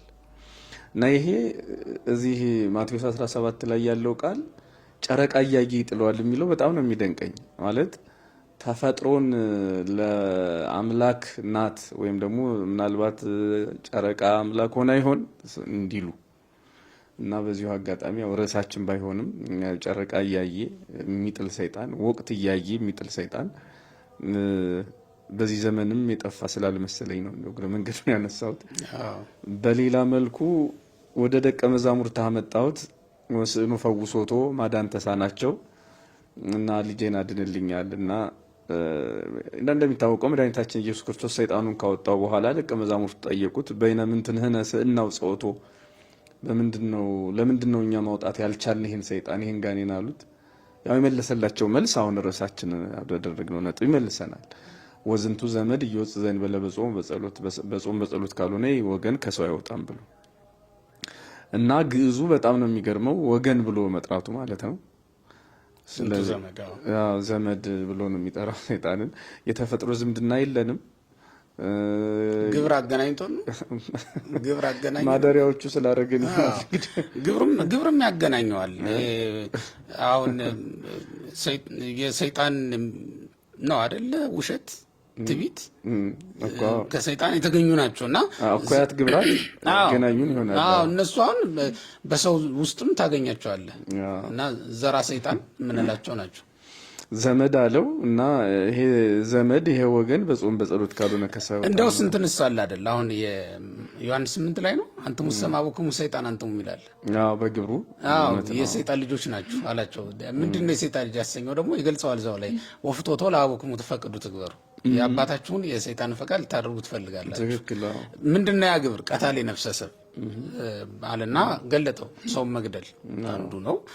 ስለዚህ ሰው የሰይጣን ወገን ብቻ ሳይሆን ልጅ ሊባል የሚችል መሆኑን ነው የሚያሳይ። የሰይጣን ብቻ ሳይሆን በእርግጥ የእፉኝት ልጅም ተብሏል። ሰው ግብር ነው አይደል? እሱ ግብር ነው። ግብር ነው እሱ የሚገለጠው። የእፉኝት ልጅ መባል ግብር ነው እንጂ ሌላ ነገር አይደለም። እና ይህ ወገን የሚለው በጾም በጸሎት ካልሆነ ከሰው አይወጣም ያለው በሌላ በምንም ሰይጣንን ማሸነፊያ መንገድ እንደሌለን መለኮታዊ ኃይላችን በዚህ ጦርነት በበዛበት ዓለም ውስጥ ማሸነፊያው ትልቁ ጋሻችን ይሄ መሆኑን ጾም ጸሎት መሆኑን ነግሮናልና ብዙ ጊዜ በዚህ ስለ ጾም በሚሰበከው ስብከት ላይ እኔ ሁሌም ትዝ የሚለኝ ሰይጣን እንግዲህ መሸነፊያው ይሄ ከሆነ ጾም ጸሎት ከሆነ ሰይጣን የሚያድረው በሰው ብቻ አይደለም። ልክ እዛ አባቱ ይዞት እንደመጣው ብላቴና በሆነ ሰው ብቻ አይደለም የሚያድረው፣ እንደ ሀገርም ሊያድር እንደሚችል ራእይ 18 ላይ መቼም ስለ ባቢሎን ሲነገር የማይረሳ ቃል አለ። አንዳንድ ጊዜ በእሪያዎችም ያደረበት ጊዜ ነበረ። ራእይ 18 ላይ ወድቀት ባቢሎን አባይ ሀገር ወኮነት ማህደረ ለአጋንንት ነው የሚለው እና በአገር ላይ ካደረ ሰይጣን ምን ያወጣዋል የሚለው ነው ሁሌ አይምሮ ውስጥ የሚመላለስ ነገር። እና መቼስ አገሩን ይዘን አስረን ጠበላን እንወስደው። አሁን በአገር ላይ ያደረ ሰይጣን ቢመጣ አገር ተይዞ እንዴት የት ይኬዳል? እና ምንድን ነው የሚሆነው? እንዴት ነው የሚድነው? ይሄ ልክ እንደ ባቢሎን ርኩስ መንፈስ ካደረ ባንድ ሀገር አጥማቂውስ ማን ሊሆን ይችላል? እንደው ዝም ብለን ተባብረን መጾም ካልሆነ በስተቀር በቃ ተያይዞ እንደዛ ነው መግባባቱ ይቻላል። አሁን ቤተ ክህነትም ቤተ መንግስትም እውነት ለመናገር ተባብሮ ቢጾም ነው የተሻለ።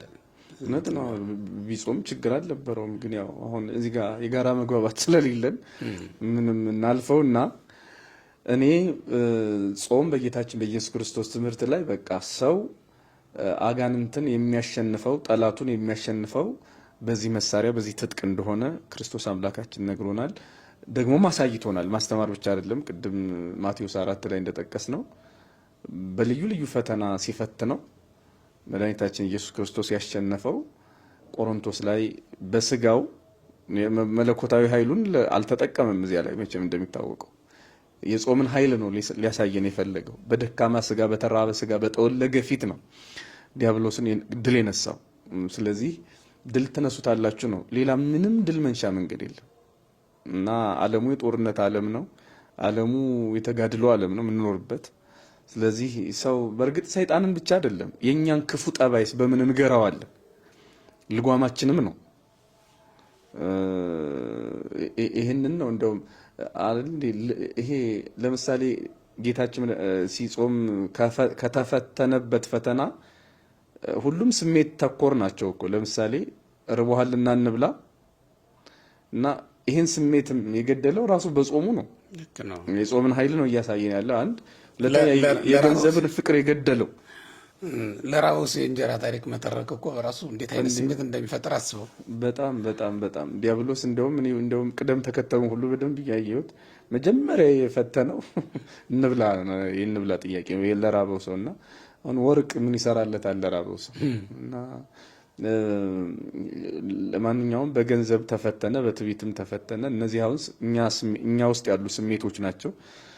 ክፉ ስሜቶቻችንን ሳይቀር መግደል የምንችለው ማሸነፍ የምንችለው በዚህ መሆኑን አሳይቶናል አምላካችን። እና ሰይጣንን ብቻ አይደለም ራሳችንን የምናሸንፈው በዚህ መሆኑን አሳይቶናል። እውነት ነው። በጣም የሚገርመኝ በክርስቶስ ትምህርት ራሱ የመጀመሪያው ቀን ትምህርት ላይ አንዱ ጾም ነው የነበረው፣ ስትጾሙ የሚል ነው። እና የጾም ሕግ ነው ያወጣላችሁ። ምክንያቱም በአይሁድ ትምህርት ለምደውታል። በአይሁድ ስርዓት አለ ጾም፣ ያው የታወቀ ነው። የሚጾሙባቸው ጾሞች ነበሩ። እነ ጾም አስቴርን፣ ጾም ዮዲትን፣ ሌሎችንም ቀን በዓላት ራሱ ሲከበሩ ከጾም ጋር ተያይዞ የሚከበሩ በዓላት ነበሩ። እነዚያን ስንመለከታቸው በትክክልም ወደ ሐዲስ ኪዳንም ስንመጣ እዛም ላይ የነበራቸው የገቡበት መንገድ እዚህም ላይ እንዲመጡ ያስገድዳል። ያ ማለት ምን ማለት ነው? እዚያ የገቡት ሀገር ለመገንባት ነው አይደል? ሀገር ነፍስን ለመመለስ ነው እዚያም የገቡት፣ ለንስሐ ነው የገቡት እዚህም ላይ እንዲህ አይነት ህይወት ይቀጥላል። ምክንያቱም አጋንንት ስራቸውን አያቆሙ። እኛም ያንኑ የቀደመ መሳሪያችንን ትጥቃችንን ልናወርድ ልንፈታ በፍጹም አንችልም ማለት ነው። ይሄን እያደረግን እንቀጥላለን። በቀደመው ዘመን ሰው በተለያየ ምክንያት ሊበድል ይችላል። በምን ይታደርጋል? በጾምና በጸሎት ካልሆነ በስተቀር ብለን ልንመልስ ስለሚገባ የግድ ወደዚህም መምጣታቸው የማይቀር ጉዳይ ሆኖ እናያለን። እናም ኢየሱስ ክርስቶስም ስንጾም ልናደርጋቸው የሚገቡ ነገሮችን በመጀመሪያው ቀን ጉባኤ በማቴዎስ 6 ላይ ነው እንግዲህ አንቀጸ ጾም እዛ ላይ ነው መጀመሪያ የመጣው። ስትጾሙ ያውም እንደ ግብዞች እንዳናደርገው ደግሞ ከአይሁድ የተለየ ጾም እንድንጾም ማለት ነው። እነሱ ይትመጸለው የቆጽሩ ገጾም አይደል ነው ፊት አጠውልጎ ፊትም ቋጥሮ መታየት የሌለበት ጾም። በእርግጥ ይሄን በፍትሐ ነገሥት ደግሞ አባቶቻችን በአዋጅ ጾም ከሆነ ፊትን አጠውልጎ ቢታይም እንኳን ሕግ ነውና የታዘዘውን እያደረገ ነው እንጂ ከንቱ ውዳሴ የለውም። በገዳምም ልክ እንደዛው መብል መጠጥ በማይታዘዝባቸው ቦታዎች ያ ሊደረግ ይችል ይሆናል። የሆነ ሆኖ ግን አንቀጸ ጾም ራሱ የመጀመሪያ ቀን ትምህርት መሆኑ ቀዳሚነት እንደተሰጠው የሚያሳይ ነው። በዛውም ላይ ወደ መምህርነት የመጣው ራሱ ኢየሱስ ክርስቶስ በጾም በኩል ነው እና ይሄ ወደፊትም ቢሆን ቤተክርስቲያንን የሚያገለግሉና ቤተክርስቲያንን የሚመሩ ሰዎች ያለ ጾም ያለ ጸሎት ሊመሯት እንደማይችሉ ማሳያ ነው የነበረው። ደቀ መዛሙርቱ ከመሰብሰባቸው በፊት፣ ጉባኤ ከመስፋቱ በፊት፣ ወንጌል ከመሰበኩ ከመነገሩ በፊት መጾም ግዴታ ነው። ለምን ካልከኝ ኢየሱስ ክርስቶስ ራሱ ወንጌል መስበክ የጀመረው ጾሞ ሲጨርስ ነው። ያልጾመ ያልጸለየ ሰው ይህን ላድርግ ቢል በቤተክርስቲያን አገልግሎት መሳለጥ እንደማይሆንለት ነው የሚያሳየው። ቀደም ሲልም እንደተናገርኩት የቤተክርስቲያን ራሷ መንፈስ ቅዱስን ተቀብላ ያደረገችው ስራ ይሄ ነው። እንዲያውም በዚህ በሐዋርያት ሥራ ምዕራፍ 13 ላይ ደግሞ ስንመለከት ቁጥር 3 ላይ ይመስለኛል ቁጥሩ ሲጾሙና ሲጸልዩ ሳሉ ነው የሚለው። መንፈስ ቅዱስ ሳውልና በርናባስን ጠርቶ እንደወሰዳቸው ያሳያል።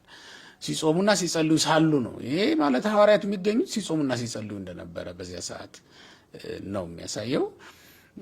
እና መንፈስ ቅዱስ ያደረበት ሰው ምን ጊዜም ቢሆን ከጾም ሊለይ አይችልም። ክርስቶስ የሚያስተማረው እንድንጾም እንድንጸልይ እንደሆነ ነው የሚያሳየው።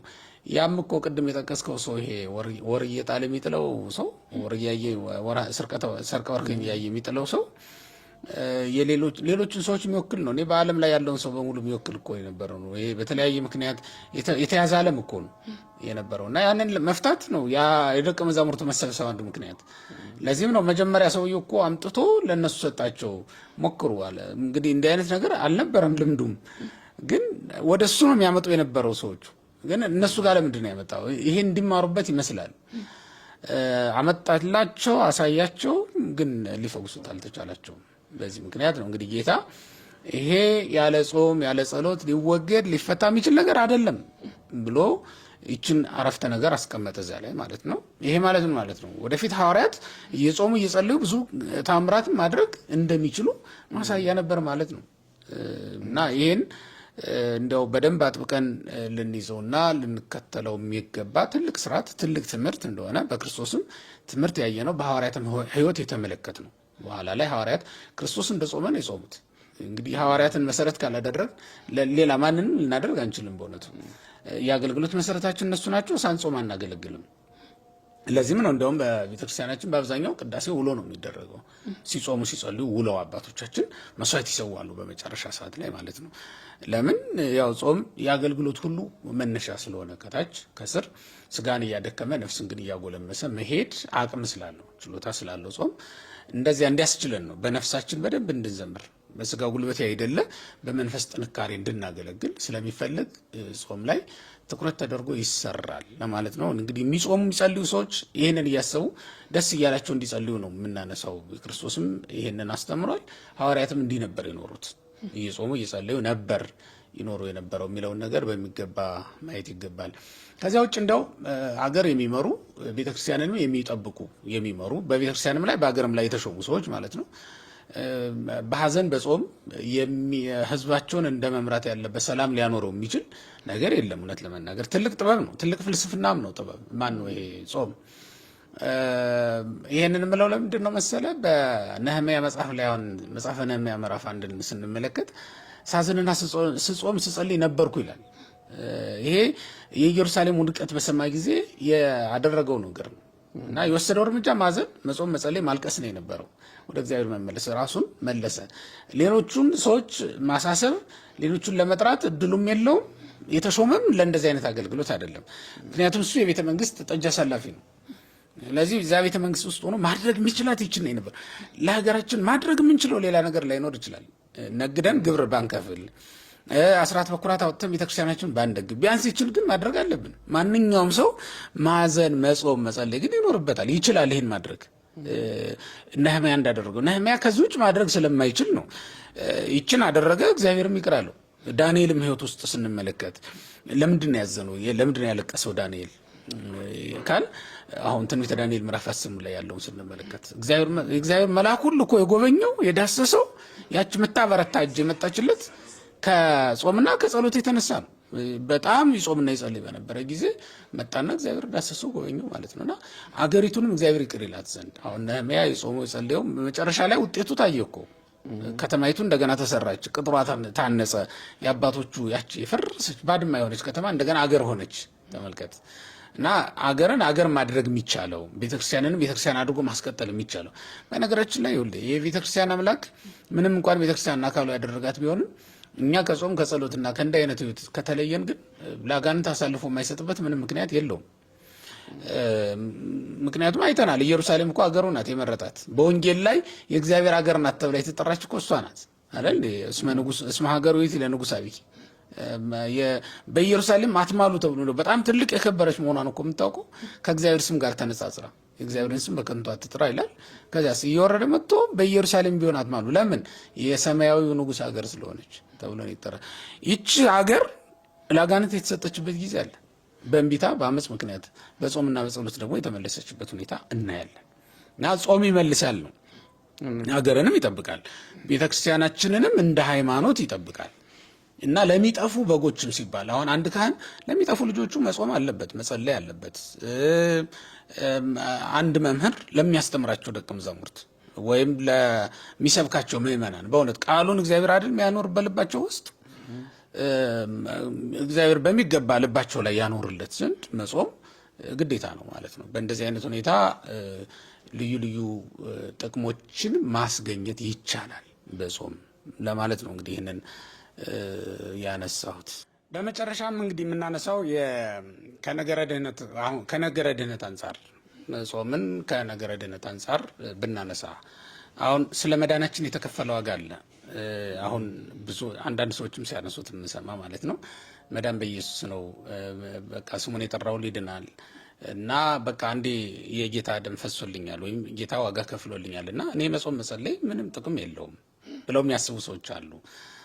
ከዚህ አንጻር እንደው ምናልባት አሁን ከነገረ ድህነት ጋር ያለው ግንኙነት ምንድን ነው የሚለውን ነገር እንደው ትንሽ ማብራሪያ ብንሰጥ፣ በእርግጥ ሰፊ ጉዳይ ነው የሚሆነው፣ ሆኖም ትንሽ ግን ያስፈልገዋል ብዬ አስባለሁ። እና ምንድን ነው አሁን እኔ ልጀምርና የተወሰነ ደግሞ አንተ ትጨምርበታለህ። አንደኛ አሁን ቤተክርስቲያን ጠብቆ ያቆያት ምንድን ነው ብለን ብናስብ ቤተክርስቲያን ናት አይደል? የተዋጀችው ማህበር በክርስቶስ ደም የተዋጀችው አካል የክርስቶስ አካል የሆነችው ማለት ነው። ክርስቶስ ከዋጃት በኋላ አካሉን ያደረጋት ይቺ ምን ተብላ ትጠራለች? ቤተክርስቲያን ተብላ ትጠራለች። ምንድነው አጽንቶ ያኖራት የጠበቃት ምንድነው ብትለኝ ጾምና ጸሎት ነው የጠበቃት። እሱም በትውፊት ተቀበለች። ከመጻሕፍት መምጣት በፊት ጾምና ጸሎት በደንብ በሚገባ ነው የጠበቃት። እውነት ለመናገር በኋላ መጻሕፍቱን መጡ ማለት ነው። ትእዛዛቱ በመጻሕፍት ላይ ተጽፎ ተሰጧት። በተለይ እስከ 3ኛው መቶ ክፍለ ዘመን ድረስ እኮ ቋሚ ቀኖና ማግኘት አይቻልም። ምክንያቱም ቤተክርስቲያን የነበረችው በሰማዕትነት ሕይወት ውስጥ በተጋድሎ ላይ ነው የነበረችው እና በዚያ ሰዓት ቅዱሳት መጻሕፍትን እና ቋሚ ቀኖናትን ማግኘት በጣም ከባድ ነው የሚሆነው። ግን በትውፊት እንዲሁ አባቶቻችን ዝም ብለው አንዱ ካንዱ እያየ ሐዋርያት ሲያደርጉ እንደነበረ ሐዋርያውያን አበው አደረጉ። ሐዋርያውያን አበው ያደርጉት የነበረውን ደግሞ ከዛ በኋላ የተነሱ ሊቃውንት ያንኑ እንዳለ ተከትለው ሄዱ ማለት ነው። በዚያ መንገድ ነው በአብዛኛው ክርስትናው ይተላለፍ የነበረው። አንዱ ግን አጥብቆ ቤተክርስቲያንን ከአህዛብ የለያትና ያጸናትም እንድትሰፋም ያደረጋት ጾምና ጸሎት። ሐዋርያው ቅዱስ ጳውሎስም ስለኔ ጸልዩ አይደል የሚለው በብዛት የነበረው በየቦታው ጸልዩ ከመ ይሩጽ ቃል እግዚአብሔር ነው የሚለው በየቦታው ፈጥኖ ይደርስ ዘንድ እግዚአብሔር ቃል ጸልዩ የሚል መልእክት ያስተላለፍ ነበረ ለተከታዮቹ ለአማኞቹ ሁሉ በጠቅላላ ማለት ነው። ምዕመናን አስተዋጽኦም ያደርጉ ነበር። አስተዋጽኦ ሲያደርጉ ከራሳቸው ከፍለው ቀንሰው ያላቸውን ነገር ለሌሎቹ ይሰጡ ነበር። ይሄ የሚልኩት አስተዋጽኦ ምዕመናን አሁን ድሆች አብያተ ክርስቲያናት በተለይ በኢየሩሳሌም ይኖሩ የነበሩት በአይሁድ መገፋት መጠቃት ይደርስባቸው የነበሩት አብያተ ክርስቲያናት ተጠብቀው የቆዩት በእነዚህ አስተዋጽኦ ነው። ይህን ደግሞ የሚያደርጉት እየጾሙ እየጸለዩ እነሱ ሊበሉት የነበረውን የተዘጋጀውን ለሌሎቹ በመስጠት ነው ይህን ያደርጉ የነበረውና ጾምና ጸሎት በቀደመው ዘመን አባቶቻችን ነቢያት ሕዝቡን እንደጠበቁበት ሁሉ በኋለኛውም ዘመን ሐዋርያት እና ተከታዮቻቸው ቤተክርስቲያን የጠበቁበትና ያጸኑበት አንዱ መንገድ ነው ብዬ አምናለሁ። በተጨማሪም እንዲሁ ወደ ምስጢራተ ቤተክርስቲያንም ለመድረስና ለመሳተፍ ከተጠቀሙባቸው ነገሮች አንዱ ጾም ነው የነበረው። ለምሳሌ ቅዱስ ጳውሎስን ብንወስድ ወደ ክርስትና ከመግባቱ በፊት እኮ ትልቅ ጾምና ጸሎት ነው ያደረገው። ሐዋርያት ሥራ ምዕራፍ 9 ቁጥር 9 ላይ የምንመለከተው እንግዲህ ተመልከቱ። ሙሴ ወደ ኦሪት ሲያስገባ ህዝቡን፣ ቅዱስ ጳውሎስም ወደ ወንጌል ሲገባ መግቢያ መንገዱ ጾም ነው የነበረው። እንግዲህ ምስጢረ ጥምቀት አለ ቀጥሎ የሚፈጸምለት፣ ምስጢረ ቁርባን አለ ቀጥሎ የሚፈጸምለት እና ከክርስቶስ ጋር የመዋሃዱ ምስጢር ይቀጥላል ማለት ነው። እና ያለ ጥርጥር ታላቅ ነው ብሎ ቅዱስ ጳውሎስ የገለጠው ድንቅ የሆነው ምስጢረ ጥምቀት ምስጢረ ክርስትና የሚፈጸምለት ከዛ በኋላ ነው። ግን ያን ከማድረጉ በፊት ጾም ይቀድም ነበር ነው። ጾም ያልቀደመው የምስጢራት ተሳትፎ የለም በቤተክርስቲያናችን። በቀኖናም የተቀመጠው እንደዚያ ነው። ከመጠመቁ በፊት አንድ ሰው፣ ከመቁረቡ በፊት አንድ ሰው ሌሎችን ምስጢራት ቤተክርስቲያን በስርዓተ ቤተክርስቲያን መሰረት ከመካፈሉ በፊት ይጾማል፣ ይጸልያል ማለት ነው። ያ ማለት ምንድን ነው? ነፍሱን ከእግዚአብሔር ጋር በመጀመሪያ የሚያገናኛት፣ የሚያለማመዳት፣ የሚያስታርቃት በጾምና በጸሎት እንደሆነ ነው የሚያሳየው። ሲጀመርም ያለ ንስሐ እርቅ የለም አይደል? ንስሐ ደግሞ ያለ ጾምና ያለ ጸሎት ሊፈጸም የሚችል ነገር አይደለምና ጾም የምስጢራት ሁሉ መሳተፊያ መንገድ ነው ማለት ነው። እና እርግጥ ነው ነገረ ድህነት የተፈጸመልን ክርስቶስ በሞቱ በደሙ ገዝቶናል፣ በሞቱ ሕይወትን መልሶልናል። ይሄ ሁሉ ነገር በክርስቶስ ተደርጎልናል። ይህን ሲያደርግልን ግን እንዲሁ በቀጥታ ዝም ብሎ ሄዶ የሞተልን አይደለም። ሲጾም ሲጸልይ ቆይቶ ነው ይህንን ያደረገልን። እሱ ራሱ የሚያድንበትን ምስጢር የፈጸመው ከጾመ ከጸለየ በኋላ ነው። ይህ ማለት ወደ ነገረ ድህነት ሱታፌ፣ ወደ ምስጢረ ድህነት ሱታፌ ለመግባት ራሱ ያለ ጾምና ያለ ጸሎት ሊሆን የሚችል ነገር የለም ማለት ነው። እና መፍቀሪያነ መብል ወመስቴ፣ እነዚህ መብልና መጠጥ ወዳጆች፣ መብልና መጠጥ አሳዳጆች፣ እኔ በጌታ ደም የዳንኩ ሰው ግን የጾምና ጸሎት ምን ሊመጣ ይችላል ብሎ የሚያስቡ፣ እውነት ለመናገር ያለኛ ተሳትፎ ነገረ ድህነት ለኛ ሊፈጸምልን ይችላል እንዴ? ያለኛ ተሳትፎ ፈቃዳችንን እንኳን ከመስጠት ጀምሮ ማለት ነው ተሳትፎ እኮ ነው። ማንም ያለኛ ተሳትፎ ሊፈጸም ስለማይችል እኮ ነው ራሱ ኢየሱስ ክርስቶስ ለዮሐንስ ሲገልጽለት በራእይ ምንድን ነው ያለው?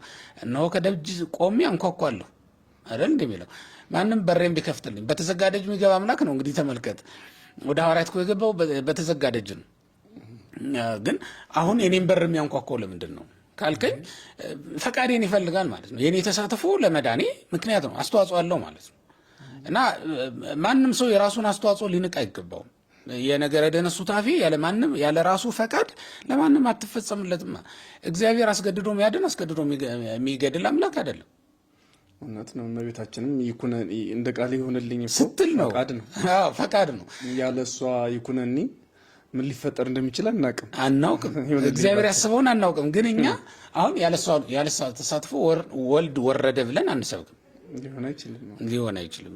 እና አሁን እሱ በጣም የሚደንቅ ነገር ነው። እግዚአብሔርን ያህል ጌታ በእውነት አሁን አንተ በሰራው ቤት ውስጥ ቤቱን ፍቀድልኝ ትለዋለህ እንዴ? እንደዚያ ማለት እኮ ነው። እኛ እኮ ለእግዚአብሔር ቤቶች ነን። ምንም ፈቃድ ቢኖረን ስሜት ቢኖረን የምንንቀሳቀስ ብንሆንም ቤት ነን። በቃ ባጭሩ ሸክላ ነን ማለት ነው። አንተ ሸክላ ሰሪ ብትሆን የሰራውን ሸክላ ውስጥ ብትፈልግ ወርቅ ብታኖርበት፣ ብትፈልግ ደግሞ ሰም ብታኖርበት፣ ብትፈልግ ደግሞ ዝም ብለህ ብትተውና ሸረሪት ቢያደራበት መብት አይደለም እንዴ? ሸክላው ለምን እንዲያደረገኝ ሊል ይችላል። ይብሎኑ ግብር ለግባሪው ለጻጉንም ምንድነው መዳን ትወዳለህ እያለ ሌሎችንም እንደዚህ ልክ ነው ትፈልጋለህ እያለ ያለ ፈቃድ ለማንም ምንም አላደረግም። ለማንም ምንም አላደረገለትም። ትክክል ነው። ስለዚህ የነገረ ድህነት መግቢያ ነው ብለን እናስባለን። በዚህ ላይ እስኪ ያለህን ሀሳብ ጨምርና። አይ ጥሩ ሀሳብ ነው የተነሳው። እኔ ብዙ ምለው የለኝም። በቤተ ክርስቲያናችን ይሄኛው የኛ ጾም፣ የኛ ጸሎት፣ የኛ መንፈሳዊ እድገት ለመዳናችን ፈቃዳችንን ማሳያ ነው ብዬ ነው የማስበው። ተባለው ፈቃዳችንን፣ ያለ ፈቃድ ደግሞ አያድንም ክርስቶስ አምላካችን። ለምሳሌ እኛ እንጠመቃለን። ስንጠመቅ ቅዱስ ጴጥሮስ ነው በኖህ ጊዜ የነበረውን ጥፋት አምጥቶ በኖህ ዘመን 8 ሰዎች እንደዳኑ ምን ይተርክና ያም ውሃ ዛሬ ጥምቀት ምሳሌ ሆኖ ዛሬ አሁን ያድነናል ብሎታል። እና ለመዳን ምክንያት የሚሆነን ነገር አለ። ያ ማለት ፈቃዳችንን መግለጫ ይሆናል። እሺ ባይነታችንን መግለጫ ይሆናል። የክርስቶስን ጥሪ ለመቀበላችን፣ ከሱ ጋር ህብረት ለመፍጠራችን፣ ከሱ ጋር ታስረን ለመኖራችን፣ እሱ ግን እኛ ቅርንጫፍ መሆናችንን የምናሳየው በዚህ መንገድ ነው እንጂ ህግ እንደሌላቸው፣ ስርዓት እንደሌላቸው እንደ እንስሳት ወይም ደግሞ እንደ አህዛብ በመሆን ስርዓት ሳይኖረን ህግ ሳይኖረን ራሳችንን የምንይዝበት ልጓም ሳይኖረን ግን አማኝነን ብንል እኔ ከእምነት የጎደለ በምድር ላይ ያለ አይመስለኝም። ለምሳሌ አጋንንትም ያምናሉ ቅዱስ ያዕቆብ እንደተናገረው። እኔ ከጋኔን የምለየው ግን እሺ ባይነቴን በማሳየት ነው። እሺ ባይ ማለት ለህጉ ለስርዓቱ እና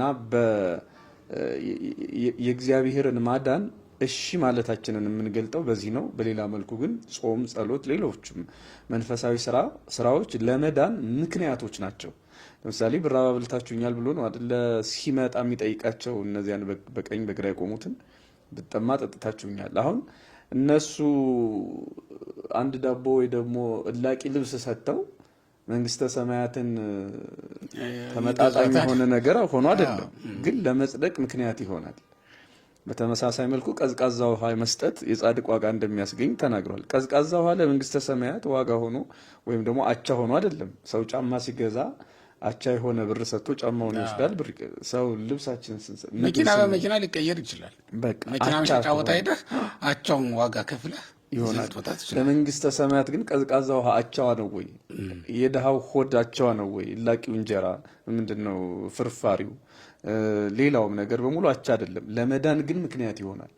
እኛ ስንጾም፣ ስንጸልይ፣ በእግዚአብሔር ፊት ስንቆም፣ ለህጉ ለስርዓቱ ስንገዛ እሺ ባይነታችንን ለመግለጥ ነው እና አምላካችን እግዚአብሔር በየትኛውም የመጽሐፍ ቅዱስ ክፍል ላይ ሰዎችን ሲያድን፣ ለምሳሌ መጻጉዕን ሁሌ የምንለው ይመስለኛል። መጻጉዕን አይደለም ክርስቶስ እኔ እኮ አውቀዋለሁ ማለት በቃ መዳን ትፈልጋለህ ማለት አይጠበቅብኝም። በቃ አልጋን ተነስተህ ምክንያቱም ምን ፈልጎ እንደሆነ አውቃለሁ።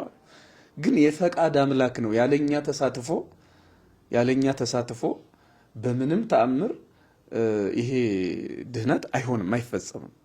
ስለዚህ እሺ ባይነታችንን መግለጫ ይሄን ትእዛዝ ማክበራችን ነው ማለት ነው። ያለኛ የሚሆን ነገር ስለማይሆን ማለት ነው። ደብተራ ዘነበ አሁን ካነሳው ነገር አንጻር ነው ማነሳው። ደብተራ ዘነበ በጻፉት መጽሐፍ ጨዋታ ላይ እግዚአብሔር ሞኝ ነጋዴ ነው የሚሉት ቃል አላቸው። እንዲህ ነው አገላለጹ። እንግዲህ ቃል በቃል አላልኩት ሊሆን ይችላል፣ ካነበፉት ቆይቷል። እግዚአብሔር ሞኝ ነጋዴ ነው፣ መንግስተ ሰማያትን ያህል ነገር በጽዋ ውሃ በላቂ ጨርቅ ይሸጣታል፣ ይለውጣታል ብለው እንትን ይላሉ። እና ምን ያህል ዋጋው ንጽጽር ውስጥ እንደማይገባ ለማሳየት ነው። መጽሐፈ ጨዋታ ነው መጽሐፉ ራሱ እና ለዚያ ነው በጨዋታ መልክ ያስቀመጡት። እና እንደተባለው አሁን ምንም ዋጋዋ ሊሆን አይችልም። እንዴት አድርጎ ምንም ነገር ሰማያትን ይቅርና አሁን ይሄን ህንጻ በአንድ ጀሪካ ውሃ የሚሸጥልናል እንኳን በቀዝቃዛ ጽዋ ይሄ ቤት የሚፈርስ ነው። ኧረ እኔ 1 ዓመት ውሃ ቀዳ ነበር ከሰጡኝ። ግን 1 ዓመት እስቀድተህ እንኳን ይሄን እንዴት ነው ሲጀመር እኮ ይሄን ህንጻ ለመስራት ስንቶች ውሃ ቀድተዋል ጀርባቸው እስኪጎብጥ፣ ግን ዋጋውን አያገኙም። የዚህን ህንጻ ዋጋ አላገኙም። ባጭሩ ግን ምንድነው የኛ ፈቃድ የኛ ጥቂት ስራ አስተዋጽኦ አለው እና ምክንያት አትፍጠሩ ነው። አሁን ለመብላት ምክንያት አትፍጠሩ። እኔ ብጾም ባልጾም ምን ማመጣው ነገር አለ? ጌታ እንዴ ዋጋ ከፍሎልኛል አይባልም፣ በጣም አይባልም። ጥቂት ድካም ከኛ ይፈልጋል እግዚአብሔር እና በዚያች አማካኝነት መንግስቱን ጽድቁን ሊሰጠን ሊያወርሰን ፈቃደኛ እንደሆነ ወይም ለስጋውና ለደሙ ለጥምቀትም እኮ የምንበቃው በዚያ አማካኝነት ነው። ቅዱስ ጳውሎስን እንዳየ ነው ማለት ነው። በሌላ መንገድ ስንመለከት በእውነት አሁን በልዩ ልዩ ምክንያት ልንጾም ግድ ነው። ለምንድን ነው? እኛ ክርስቲያን አይደለን እንዴ? ክርስቶሳውያን አይደለን እንዴ? ልክ እንደ ክርስቶስ የተራቡ የደከሙ ሰዎች ስናይ ማዘን አለብን። የምንጾመው ከአይሁድ የተለየ ጾም ይሁን እንጂ ከግብዞች የተለየ ጾም ይሁን እንጂ ክርስቶስ እኮ ሲያቸው አዘነላቸው አይደል የሚለው። እንጀራ አበርክቶም አበላቸው፣ ግን ራሱ ሲበላ ላየ ነው። እንግዲህ ለመብላት ምክንያት ከመፍጠር ይልቅ ለሰው ማብላት ነው የተሻለ። ቅድሚያ ሰጥተን ለሰዎች ነው እንግዲህ ልንጾም የሚገባ ማለት ነው። እኛ ኢየሱስ ክርስቶስ ለጾም ይህን ያህል ጊዜ ሰጥቶ ጾመ የሚል ንባብ ተጽፎ እናገኛለን። ለመብል ግን ይህን ያህል ጊዜ ያጠፋ የሚል ነገር አላየንም። እንደውም እንደ እውነቱ ከሆነ አብነት እናድርገው ከተባለ የምናደርገው ለጾም ነው። ረጅም ሰዓት ሲጾም ስለሆነ ያየ ነው ማለት ነው። እና ሌላ ጊዜ ደግሞ እነሱን ሲያበላ 12 ቅርጫት ተሰበሰበ። ግን ቁጭ በሉና እናንተም ብሉ እኔም ልብላ አላለም፣ ከተረፈ እንኳን በኋላ ማለት ነው። እና ወዲያውኑ ተነስተው ወደ ማዶ እንደተሻገሩ ነው። ይሄን ትተውት ሄዱ። ይሄን ትተነው የምንሄደው እንጀራ ላይ ክርክር የለንም እውነት ለመናገር። ይዘነው የምንሄደው ጉዳይ ላይ ያ ማለት የጾም የጸሎት ውጤት ይዘነው የምንሄደው ጉዳይ ነው እና በዚያ መንገድ ዋጋ ልናስገኝበት የምንችለው ነው። ማን ተጎዳስ? በዚያስ ላይ በእውነቱ ማንም አልተጎዳም አይደል እንዴ? ኤልያስ ምን ተጎዳ? ወደ ሰማይ አረገ። ሙሴ ምን ተጎዳ? ኦሪትን ተቀበለ፣ ወደ ብርሃን ከተማ ገባ። እየጾመ እየጸለየ በነበረ ጊዜ እኮ በብርሃን ከተማ ውስጥ ነው የነበረው ለ40 ቀናት ከምግብ ተለይቶ። በስነ ፍጥረትም ስናይ እንደው ይበዛብናል እንጂ እና ተው ነው እንጂ እባብን ብናይ ተሐድሶ የሚያገኘው በጾም አይደል እንዴ? በጾም ነው። 40 ቀናት ያለ ምግብ ቆይቶ ነው እንግዲህ ተሐድሶ አግኝቶ የሚመለስ የሚባለው እና ነፍሳችን የምትታደስበት ነው እንጂ ምንም አይደለም። በነገራችን ላይ ዝም ብለን በሙከራ ብናረጋግጠው ያለ ልክ በልተን ጠጥተን ባደርን ቀን እንዴት እንቅልፍ እንደሚጫንን ታውቀዋለህ። ለጸሎት የሚሆን ጊዜ የለንም። ሲጀመርም አብዛኛው ዓለም ላይ ያሉ ዘመናዊም ይሁን የጥንት በሽታዎች ምግብ ወለድ ናቸው። በምግብ ምክንያት የሚመጡ ናቸው አብዛኞቹ። ለዚያም እኮ ነው በጾም የሚመጣ ግን አንድ በሽታ የለም። ሰው በልኩ ከጾመ እንደሚገባ ሆኖ ከጾመ በአቅሙ በልኩ በጾም የሚመጣ አንድ በሽታ የለም። በምግብ ግን ምንም አይመጣ በሽታ አለ። በጣም ብዙ ነገር እውነት ነው። አሁን ለዚያም ይመስለኛል ረጅም ሰዓት ከምግብ መከልከል ያዛሉ ጠበብቶቹ ራሱ የስነ ምግብ ባለሙያ የሚባሉ አሉ አይደል? ከዛ በተጨማሪ ደግሞ የጥሉላት ምግብ በጾም ወቅት የሚበሉትን ብቻ እንዲመገቡም ይመክራሉ። ያ ማለት ለጾም አሁን አድሎ ብናደርግ በስጋችን ራሱ ያለውን ጠቀሜታ ነው የሚያሳየው። እና ማን ተጎዳ ያልነውም ለዚያ ነው። በጾም ረፍት እኮ ይፈልጋል። ልክ አይምሯችን ረፍት እንደሚፈልገው ጨጓራም ረፍት ይፈልጋል። ተፈጥሯዊ በሆነ መንገድም አንጀታችን፣ ውስጣችን በአጠቃላይ ረፍት ይፈልጋል። ራሱን ማጽጃ ጊዜ ይፈልጋል። እንዲሁ ዝም ብለን ባስጨነቅነው ቁጥር እኮ ውስጣችንም መዶልዶሙ አይቀርም።